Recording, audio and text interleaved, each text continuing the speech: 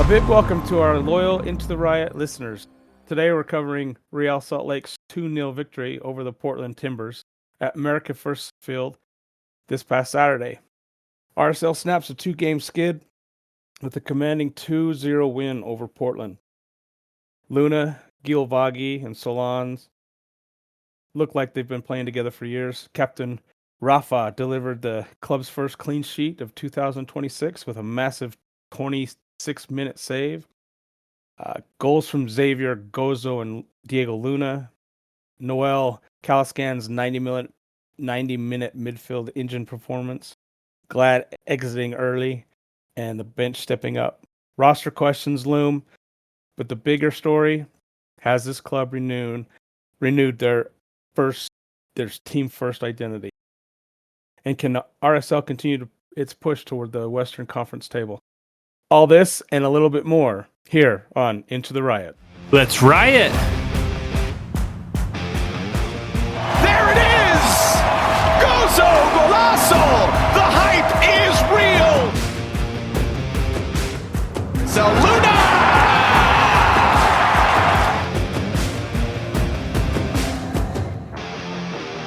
All right, welcome back once again. Kevin, give me your thoughts and feelings about this one on this May the 4th be with you weekend.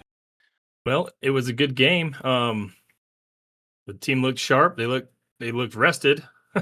Yeah, sure. Wasn't at the stadium this weekend, but seemed like it was a good time, good festivities with the Star Wars characters out in full effect. But yeah, no, the team looked good. It was fun to watch. Yes, it was fun to watch. They look like they're back in playing mode. Yeah, as they were earlier this season. They entered this match on a 2-game losing streak in front of the 11th straight sellout at America First Field. Now, we both watched this from TV this week. Yep. It did not look like it was a sellout, but it's just one of those things where tickets were sold, so it was a sellout. The thing of it is everybody is at their kids' games. Yeah. Watching their own kids play the beautiful game of football. Yeah. But RSL outshot Portland 25-11. That's kind of a key number, isn't it, Kevin? Oh yeah. Yeah. I think we've talked about it many times, but I think if this team can put over 20 shots a game, I don't think we're going to lose a game. Yeah, it's going to be pretty tough to slow Real Salt Lake down when they have 20. A big, huge, dominant win, 2-0 win. Should have been probably 6, 7, maybe even 8 goals. Yeah. Instead of just the 2. Missed a lot of big opportunities, but the main thing is the opportunities were there. RSL improves to 6-3-1 on the season with 19 points, and that puts them at 5th in the West. That's a real good spot to be right now. Now let's kind of go back in time a little bit, Kevin, to I guess just the end of our little 2-game slide that we were on. Okay. Has the media hype distracted this squad, do you think, or is the underdog mentality to this team important? I don't know. I think in a way the media hype distracted the squad. We both were at the Miami game, and it was we called it a circus. It was nuts. You had, media, police, extra security. It was crazy. And I think they got a little too hyped up for all this stuff that was happening, and I think it was a big distraction for the squad. Yeah, I think it could have been. I think though, and with the average age of this squad, it's tough to be able to know what to do in this situation where the club is starting to get some notoriety. They're starting to be favored in matches, which is a new thing for RSL, probably in the last 3 or 4 seasons. It's just too bad they're not getting the same respect on the field, on the pitch with officiating calls. Yeah. Just to put this out there, maybe start a little bit of a debate, if you will. Do you think this talk of Xavier Gozo and Diego Luna, them being talked about by international teams, the English teams, do you think that's kind of a little bit of a distracting topics for this team? I mean, I think that it can be. And I think it puts pressure on individuals also. But I know in the post-game interview, I know they talked to Pablo about it, and he didn't really want to talk about it. He wanted to talk about the here and now, and I mean, I think that's the most important thing. But yes, I do think that it can take away a little bit from some of the stuff they're trying to do. Sure, I mean, with Gozo especially, I guess both players, they're both young, they're both looking to make money doing what they love to do, and that's playing soccer. Yep. So let's kind of skip through that. That might be a topic for another show. But let's talk about the high press, the immediate defensive transition that Real Salt Lake makes after losing possession. Doesn't matter where they're out on the field. It's a automatic switch to defense and trying to win that ball back. Is it working? I think it is, and I think we should live or die by it. I think this team runs really well off of it. I know they got a little scared a couple of times with some of these games, especially the Miami game, but when they play together like they did this last week, this just Saturday, I don't know if there's really a team out there that can beat them. Yeah, I think that it depends on whether they're into it or not. I mean, against the match versus Miami, the match versus LA Galaxy, they just I don't know. I'm not sure exactly what happened there because they are a much better team. They play with more confidence, and when they get turnovers, especially in Real Salt Lake's attacking third, man, they start steamrolling, and Yeah. that attacking those high front players, Luna, Guilavogui, and Solans, they thrive on that. I think that's what they fuels them in the match. Oh yeah. Yeah. Well, and I think a lot of may not want to hear it, but I really feel that the Miami game they were just there was just too much going on. I don't think I think everything that was happening before game, during the game, around them, after the game, it was just too much for the young squad, and I think it took away from what they were trying to do. And then for the Galaxy game, I just think we had too many tired players, and we just didn't have the right team out there for that game. But other than that, I really think that this team, that high press, just they play it really well. Yeah, and it's not just the high press. It's when they win possession of the ball, they won the possession game in this match, 54% to Portland's 46%, but that's not really the impressive number. The impressive number is 25 shots on goal to Portland's 11. Yeah.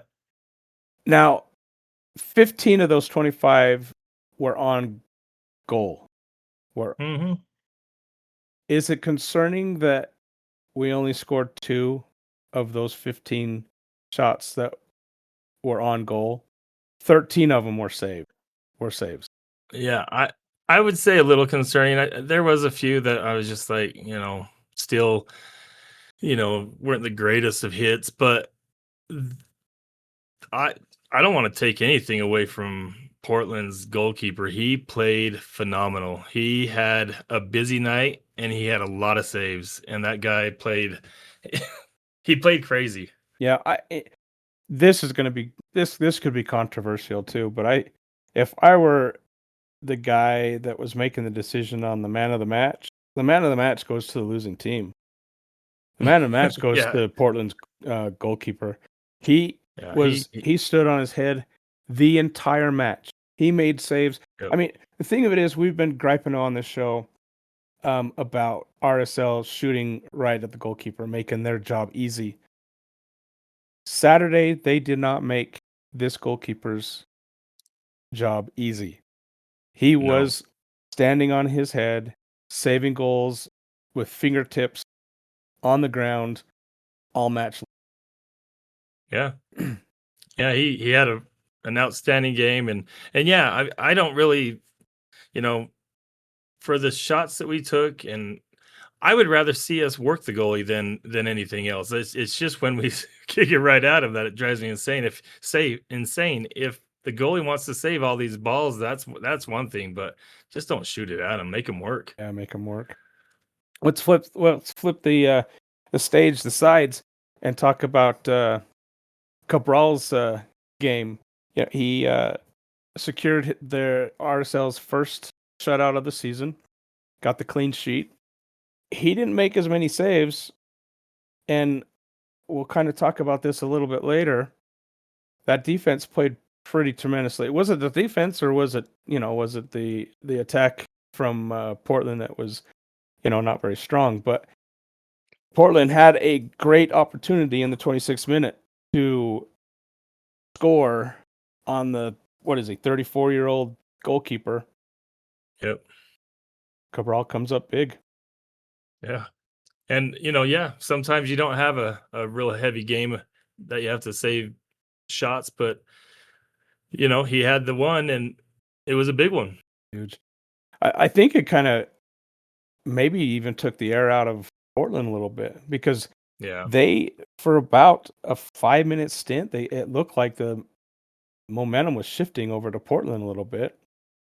Yeah. For whatever reason. But but after that save, it wasn't too long that Diego Luna put his third goal of the season away. So that was a pretty one. It was a pretty one, and both goals were pretty. Oh yeah. I mean, Gozo's goal in the 10th minute, also his third of the season, assisted by Solans. Solans had a perfectly weighted ball out to the right side of the top of the box, and Xavier Gozo just went in, and he looked like he was just smelling blood, and he just ripped that ball like, I mean, it was unreal. Well, and I think it was later in the game, Gozo had another shot, probably just as hard, and that they kind of had they put the camera on the goalie's face after he saved that, and like he just kind of shook his head, but that ball, it doesn't spin, and it was knuckling, it was doing all sorts of stupid things, and it's amazing. I don't think a lot of people understand like what these goalies are putting themselves in front of, Oh yeah, I mean, these balls are flying in there at 60 miles an hour. Yeah, it's nuts. Xavier Gozo's the goal he scored. I mean, it was the same thing. I think it got off the ground about 3 inches, and it was knuckling the whole time, and it kind of bent down. And I mean, the goalkeeper got a touch on it, but those things are tough. Yeah. And then Diego's third of the season, his 25th goal of his RSL career. Yep. It tied. It was good enough to tie the 10th of all time for Real Salt Lake goals. Nice. So setting records, Diego Luna. Do you think the 2-0, the clean sheet was due to RSL's tactical execution, or do you think it was Portland's poor finishing? I don't know. I mean, I think I'm not going to take anything away from the defensive line. I think maybe because of the way the defensive line was playing is why they finished poor. I do think Portland looks sluggish. They didn't look like the team that beat LAFC just recently, but I do think that I feel our team really ran on all cylinders that game. We looked very fresh and we looked ready for this game and pumped. And yeah, I think our tactical execution really shut Portland down. Yeah, I tend to agree with you. I mean, it's tough to say your defense didn't play when your goalkeeper only has to make 2 saves in a Right. game, and there's only 11 shots that were even taken by Portland. I mean, that's less than half of what RSL put on Portland, on the Timbers, yeah. Yeah. So do you let's see, where am I here? A lot of questions have been asked this season about the high press that RSL run. Do you think this is going to be sustainable for the entire season, or I mean, do you think we're going to be Real Salt Lake's going to be giving up too many goals with their backline being exposed? I think it's sustainable. I mean, yes, is it going to expose them? Sure, and it has, but I don't even know if Pablo's worried about it. I mean, in plenty of interviews, he's talked about, he understands that it exposes the back line, but as long as we can score more than the other team, then and like I said, we talked about, if we're shooting 20 to 25 shots a game, I really don't see anyone outscoring us. Yeah. I just don't. Yeah, I think so too. I mean, and I think a lot of it depends on how the midfield plays, and if they're getting back when the counterattacks do happen against Real Salt Lake.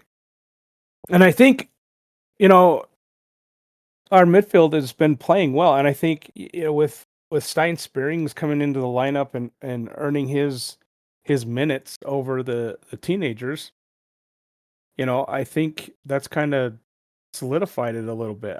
I was worried about his speed at the beginning, but he's turned out to be a very smart player, and he plays with his head probably more than he does his legs, and that's a tell of a good defensive player. There are a lot of and go ahead, sorry. I was just gonna say, and he's a dog. Like, that guy works and he gets into people's heads, and I love the way he plays. I mean, he's exciting to see this squad and to see what he has done for him. It's really been fun to watch him. Yeah, I agree. So there were a lot of players with good performances on this day. Is there any that you have picked out that kind of showed for you? I mean, we've talked about this guy almost every episode, but Noel Caliskan, I mean, what hasn't he done? He's everywhere, and he's in every single situation. He's just come up big, defensively, offensively. The guy seems to be everywhere on that field. Has he come off the pitch this year yet? I don't think he has, No, honestly. I don't think he has either. Pablo was talking about him in the post-game interview, that the guy goes in with elite commitment, and he says he has, as a leader on this team, he has a steadying presence on the field. And I 100% agree with those comments, because that midfield, I don't worry about the midfield, especially in the middle.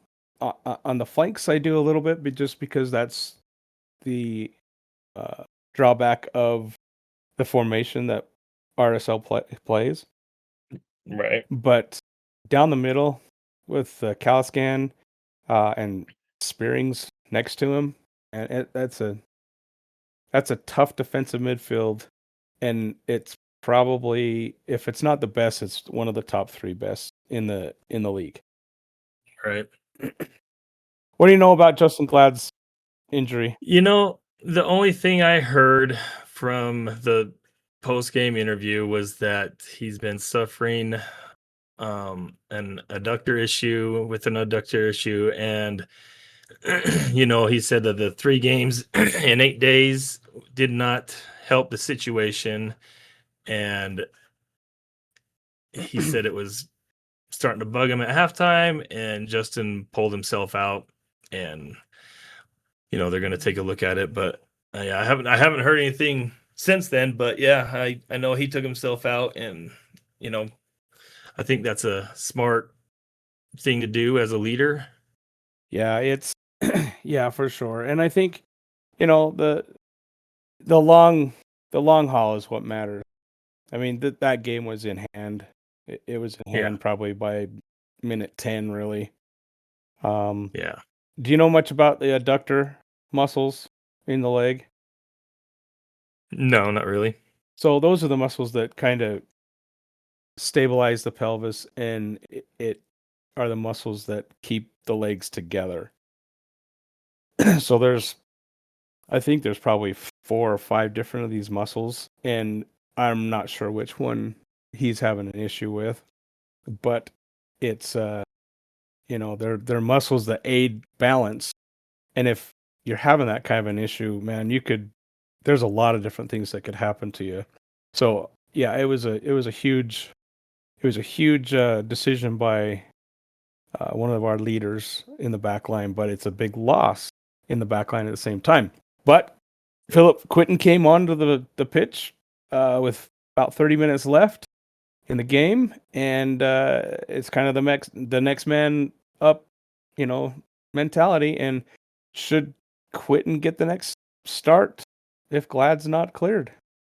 If he's not cleared, yeah, probably he should get the start. I mean, I don't know who else we have that's healthy that could play the center, but yeah, it's going to be tough though, because I don't know. I mean, he played great in the back there at the center, that center back, even though that's not his main position. But he played it good, and he stayed strong. We didn't really skip too many beats with it. He had to step in there and get right into a pretty physical game. There was already tempers and everything going on. So yeah.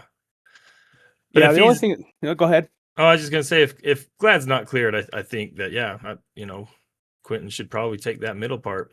Yeah, the thing that worries me the most is our next opponent, and we'll talk a little bit more about that, when we get to that part. But Musa, he's one of the top scorers in the league, if not the top scorer this year.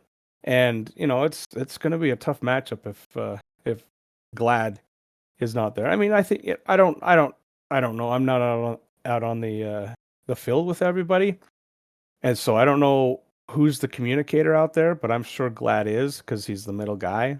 Yeah.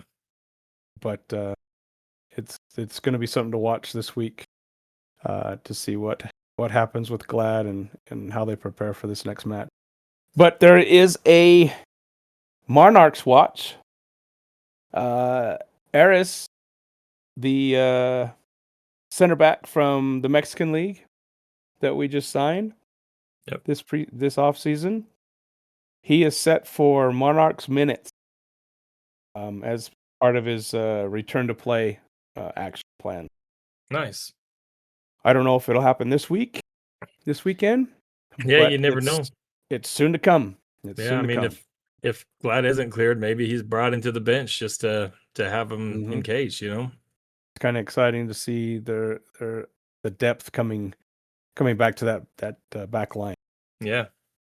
So, kind of looking ahead, man, we're kind of in this Pablo Mastroeni's Iron Man era a little bit. Real Salt Lake is now 51, 10, and 19 when scoring first under Pablo. Their home dominance, their home play dominance, they have a record of 13, 4, and 2 at America First Field since 2025. Big question is, Kevin, can this team's team first identity travel into Dallas?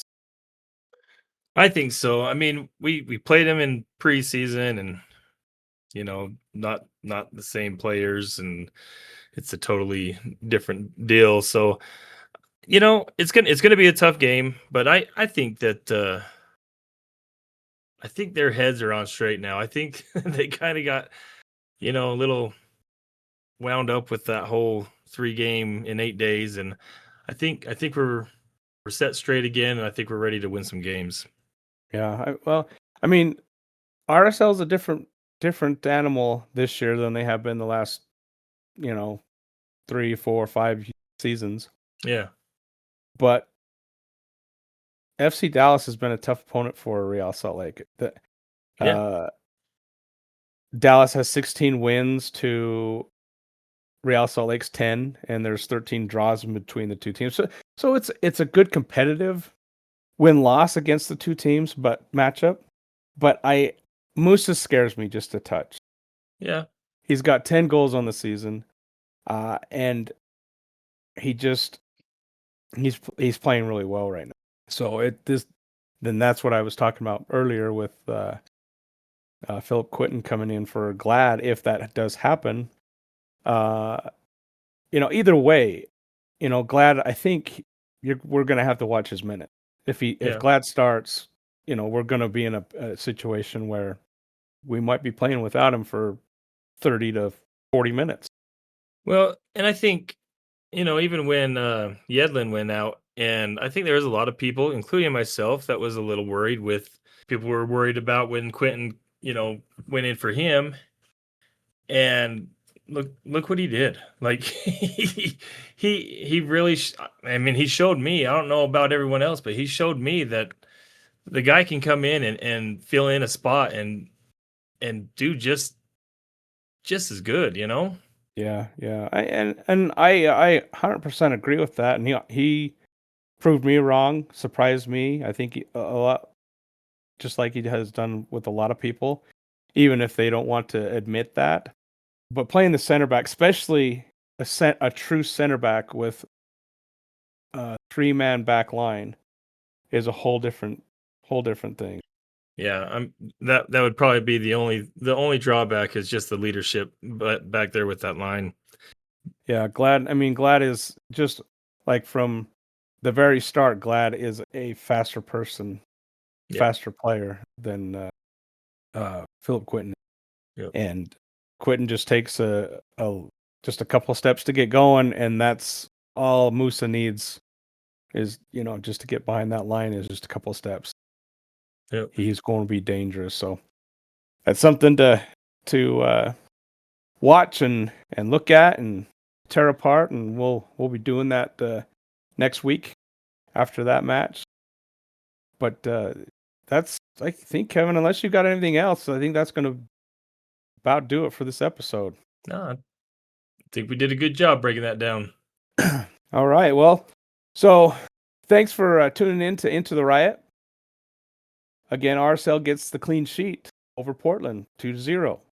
Our Real Salt Lake's identity snaps back into place. Real Salt Lake probably just got a reminder that they are best when everybody buys into the grind and works together as a team. Gozo keeps rising. Luna keeps climbing the record books of RSL, and they finally get their clean sheet that they've been chasing for this season.